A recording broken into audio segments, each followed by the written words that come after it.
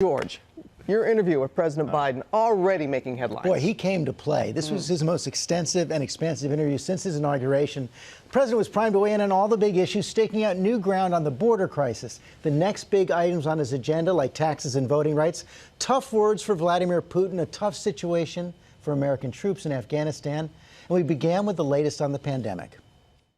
So you've set out your goals for the country, 100 million vaccine doses by next week, $100 million out the door, every American eligible for the vaccine by adult American by May 1st, something close to normal on July 4th. But tell everyone, when is everything going to be normal for Americans? Well, first of all, I won't even be able to meet the July 4th deadline unless people listen, wear masks, wash their hands, and socially distance, because not everyone by July 4th will have been vaccinated. How do you get the politics out of this vaccine talk?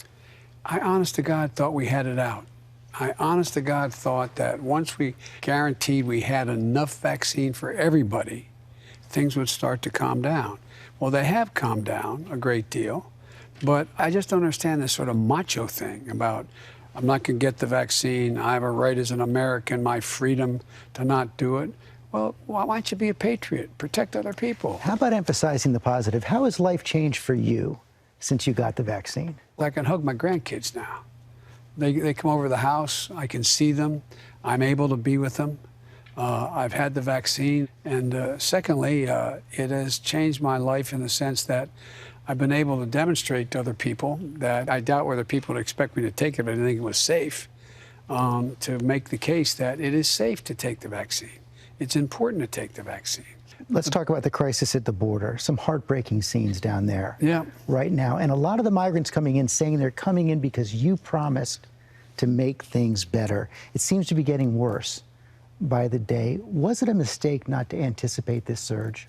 Well, first of all, there was a surge the last 2 years, in 19 and 20, there was a surge as well. This one might be worse. No, well, it could be, but here's the deal. First of all, the idea that Joe Biden said come, because I heard the other day that they're coming because they know I'm a nice guy and I won't do what Trump did. This. Yeah. Well, here's the deal. They're not. The adults are being sent back, number one. Number two, what do you do with an unaccompanied child that comes to the border? Do you repeat what Trump did? Take them from their mothers, to move them away, hold them in cells, et cetera? We're not doing that. So what we're doing is we have brought in HHS and also brought in FEMA to provide for enough safe facilities for them to get out of the control of the Border Patrol, which are not designed to hold people for long periods of time, particularly children, get them out of those facilities. And most of them come with a phone number. So what we're doing is we're putting together an entire organizational structure so that within 7 days they're able to get in the phone, contact that number, find out whether there is a mother or a father, whether it is safe, whether it is a secure circumstance to get the child to that adult. It's going to take some time, though, to get those policies in place again. Do you have to say quite clearly, don't come? Yes, I can say quite clearly, don't come. And what we're in the process of getting set up, and it's not going to take a whole long time, is to be able to apply for asylum in place. So don't leave your town or city or community.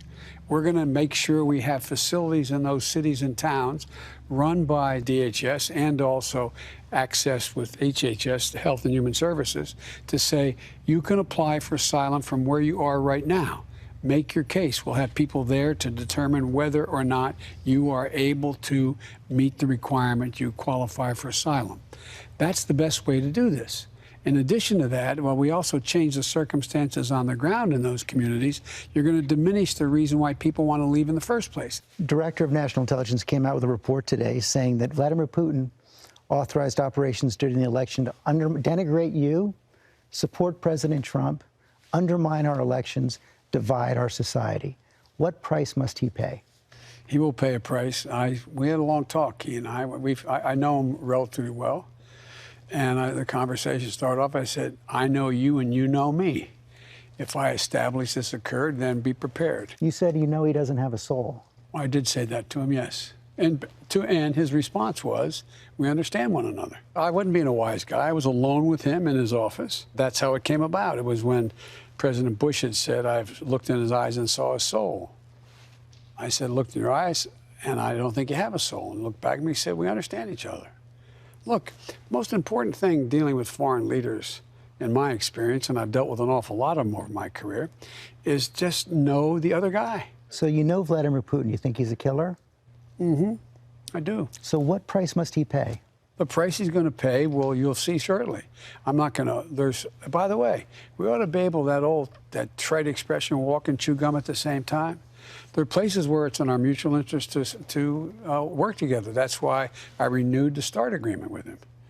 That occurred while he's doing this, but that's overwhelming in the interest of humanity that we diminish the prospect of a nuclear exchange. President Trump reached a deal with the Taliban to have all American troops leave by May 1st. Are they going to leave? I'm in the process of making that decision now as to when they'll leave. The fact is that that was not a very solidly negotiated deal that the former president, worked out. And so we're in consultation with our allies as well as the government, and that decision's going to be, it's in process now. Likely to take longer? I don't think a lot longer. But May 1st is tough. Could happen, but it is tough because, look, one of the drawbacks, George, and this is going to be like Sanskrit to people listening here, but it is the failure to have an orderly transition from the Trump presidency to my presidency, which usually takes place from election day to the time you're sworn in, has cost me time and consequences. For example, we didn't realize how bad things were in terms of lack of vaccines. We were not able to get access to this information. That's one of the issues we're talking about now in terms of Afghanistan. Let me ask you about Governor Cuomo of New York. I know you said you want the investigation to continue. If the investigation confirms the claims of the women, should he resign? Yes, I think he probably end up being prosecuted too. But how about right now? You've said you want the investigation to continue. You saw Chuck Schumer, Senator Gillibrand, majority of the congressional delegation don't think he can be an effective governor right now. Can he serve effectively? Well, that's a judgment for them to make about their state where they can be effective. Here's my position. It's been my position since I wrote the Violence Against Women Act. A woman should be presumed to telling the truth and should not be scapegoated and become victimized by her coming forward, number one. But there should be an investigation to determine whether what she says is true. That's what's going on now. And you've been very clear. If the investigation confirms the claims, he's gone. That's what I think happens. And by the way, it may very well be, there could be a criminal prosecution that is attached to it. I just don't know, but let the investigation, and I don't know what it is, but I start with the presumption. It takes a lot of courage for a woman to come forward. So the presumption is it should be taken seriously. And it should be investigated, and that's what's underway now. Boy, his toughest words yet for Governor Cuomo right there. He was very direct. Yeah. On every single issue. And, you know, we talked about a lot more. In the next hour, we're going to get into the big next items on his agenda, things like taxes and voting rights. For the first time, he talks about changing the filibuster. We also got an update on Major after that biting incident. Out of the doghouse? Seems like it, yeah. All right. I got to see him last night. All right. Thank you, George. Well, hey there, GMA fans. Robin Roberts here. Thanks for checking out our YouTube channel. Lots of great stuff here. So go on, click the subscribe button right over here to get more of awesome videos and content from GMA every day, anytime.